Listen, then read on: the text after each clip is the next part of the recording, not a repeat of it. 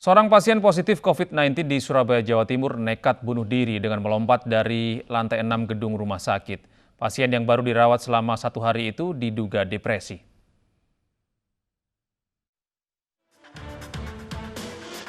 Seorang pasien positif COVID-19 tewas bunuh diri di Rumah Sakit Umum Haji Surabaya, Jawa Timur. Pasien ini melompat dari ruang perawatan di lantai 6 gedung rumah sakit. Dengan mengenakan alat pelindung diri lengkap, polisi dan tim medis rumah sakit langsung menggelar olah tempat kejadian perkara Kamis pagi. Diduga, pasien berjenis kelamin laki-laki dan berusia 43 tahun ini depresi hingga nekat bunuh diri. Baru 1 hari, jadi pagi masuk, sore malamnya, terus paginya meninggal. Jadi hanya 1 hari aja. Jadi 1 hari itu kita pantau sudah sesuai dengan prosedur yang ada, protokol sesuai dengan penanganan COVID sudah kita lakukan semua. Kita masih belum bisa untuk memastikan, makanya kita datangkan tim olah TKP Inafis dari Polrestabes untuk melaksanakan olah TKP dengan piket 70 Polsek Sukolilo. Jenazah korban kemudian dibawa ke Rumah Sakit Dr. Sutomo Surabaya untuk diotopsi. Polisi kini masih mendalami kasus ini dengan memeriksa sejumlah saksi dan barang bukti. Dari Surabaya, Jawa Timur, Yuda Prawira, iNews melaporkan. Puluhan aparatur sipil negara dan pegawai Gedung Sate terkonfirmasi positif COVID-19. Gedung Sate pun ditutup selama 2 pekan.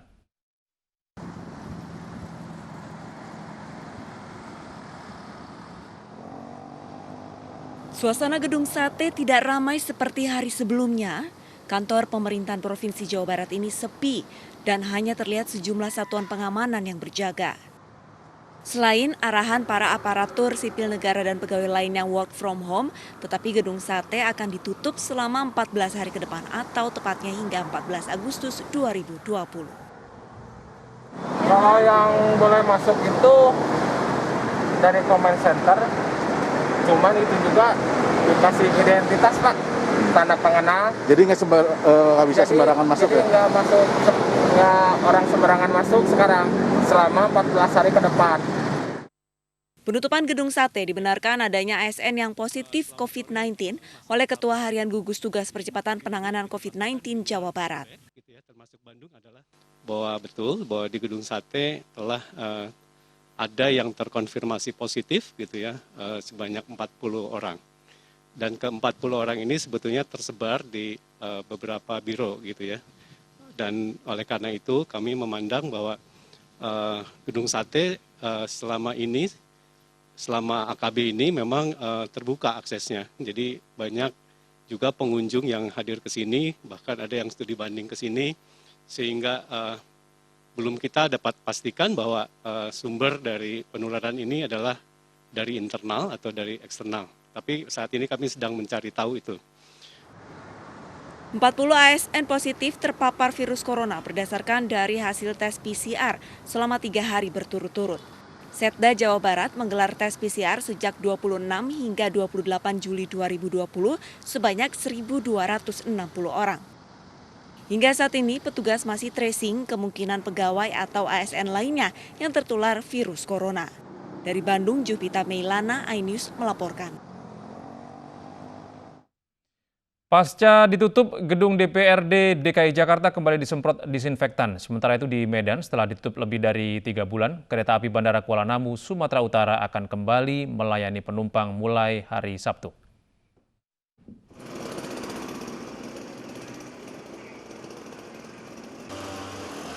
Puluhan petugas menyemprot gedung DPRD DKI Jakarta dengan disinfektan.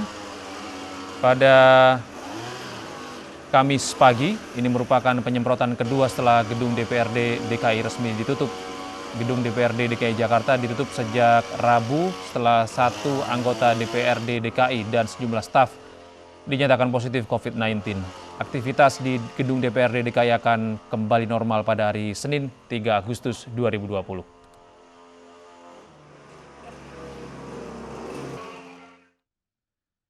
Tingkat kasus positif COVID-19 di DKI Jakarta mencapai 6,5% atau di atas standar WHO, yakni 5%. Untuk itu, Gubernur DKI Jakarta Anies Baswedan memperpanjang PSBB transisi fase 1 ibu kota hingga 13 Agustus mendatang. Data-data menunjukkan bahwa ada kenaikan penyebaran kasus di Jakarta dan kondisinya belum mengalami perbaikan. Dari 2 minggu yang lalu sampai dengan sekarang bisa dibilang kondisinya relatif sama. Nah, kondisi ini kita bisa ketahui dengan akurat karena Jakarta agresif dalam melakukan testing, tracing, dan juga treatment. Ini 3T yang kita selalu pegang, namanya testing, tracing, treatment. Dalam 1 pekan terakhir ini saja, kita melakukan tes terhadap 43.316 orang, bahwa positivity rate kita di atas atau masih 6,5%, kemudian angka R kita juga, RT kita itu masih sekitar 1.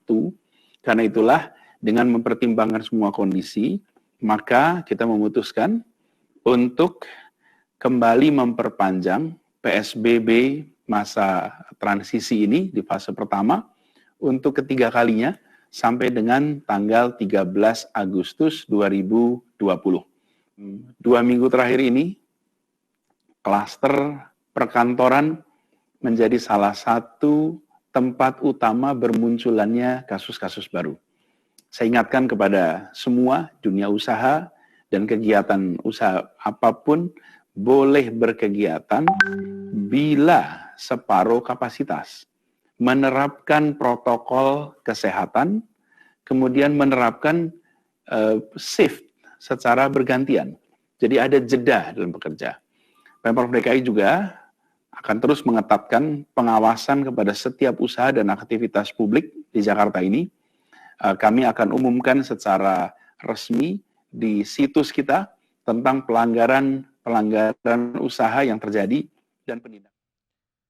Setelah ditetapkan sebagai zona orange, sejumlah wilayah di Jakarta kembali menjadi zona merah. 5 wilayah di ibu kota kembali berisiko tinggi penyebaran COVID-19.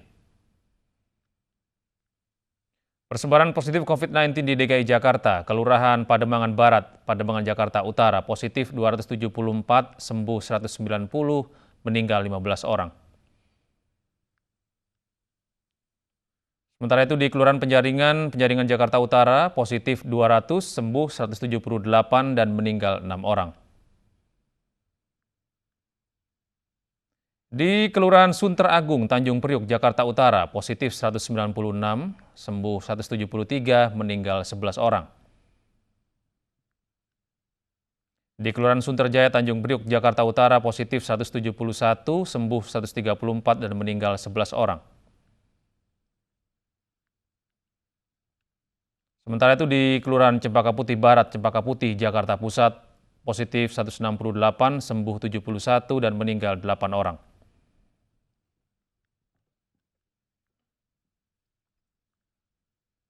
Pemirsa, mari kita dukung para pejuang kemanusiaan dengan peduli melawan penyebaran virus corona. Bantuan bisa disalurkan melalui rekening yang tertera di layar televisi Anda. Ibu sedang susah merintih dan berdoa. Dalam rangka peningkatan geliat perekonomian rakyat, tentara dibantu warga membangun jalan di Bengkulu Utara. Selain jalan, infrastruktur lainnya pun dibangun untuk mempermudah akses warga.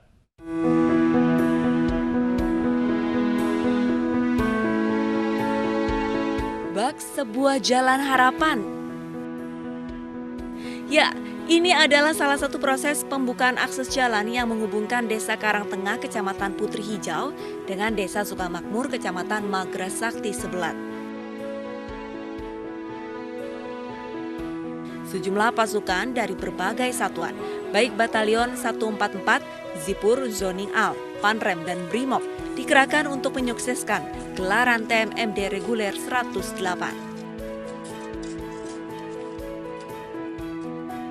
Kehadiran masyarakat pun menjadi bukti kemanunggalan TNI bersama rakyat.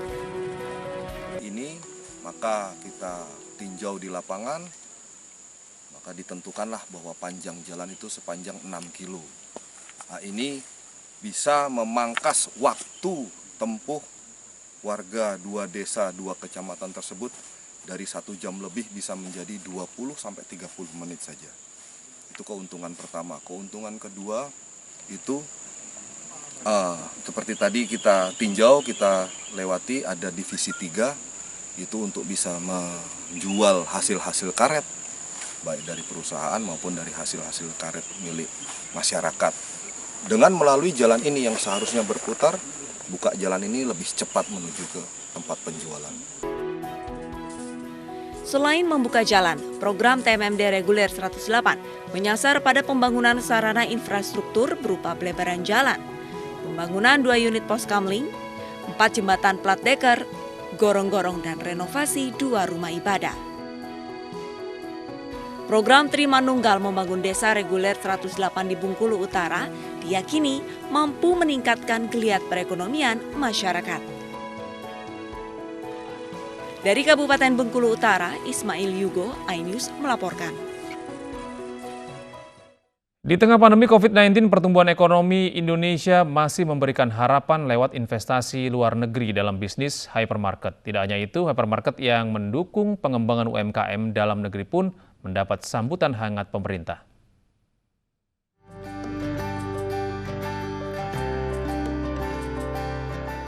Lulu Hypermart menambah persaingan di tengah banyaknya hypermarket di Indonesia.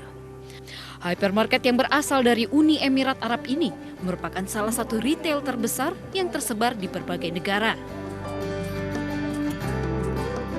Di Indonesia sendiri, Lulu Hypermart sudah membuka 3 cabang, yakni di Cakung, BSD City, dan kali ini di Vivo Mall Sentul Bogor, Jawa Barat. Acara pembukaan dihadiri langsung oleh Bupati Bogor, Ade Yasin. Bupati Ade berharap dibukanya Lulu Hypermart dapat membantu perekonomian warga sekitar, khususnya usaha mikro, kecil, dan menengah.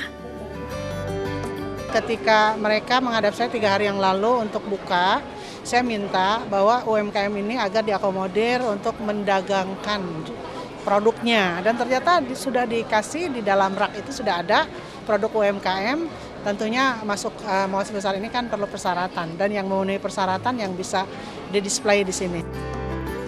Megapolitan Development sebagai pihak pengembang mall juga menyambut baik dibukanya Lulu Hypermart. Ya, jadi ya memudahkan dan kami juga senang. Lulu juga menerima UKM untuk membajang barang dagangannya. Ya, sehingga terdapatlah sinergi kami sebagai pengembang, Ibu sebagai pemangku pejabat, dan Lulu sebagai juga yang akan membuka retail di sini. Presiden Direktur Lulu Hypermart, Biju Satya, bahkan memaparkan rencana mereka untuk terus berinvestasi di Indonesia. Biasanya kita mau investasi di Indonesia sekitar 500 juta dolar. Itu kita rencana kita mau buka sekitar setelah 5 tahun sekitar 10 sampai 15 toko. Sekarang kita udah ada di karyawan sekitar 750 karyawan lokal juga.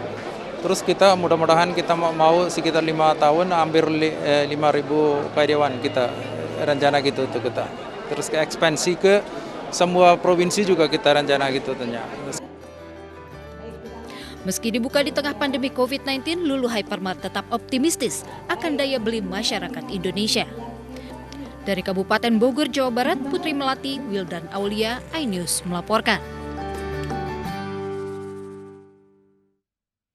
Tabrakan beruntun terjadi di atas rel jembatan Danau Tempe, Arizona, Amerika Serikat. Informasi mancanegara akan kembali sesaat lagi.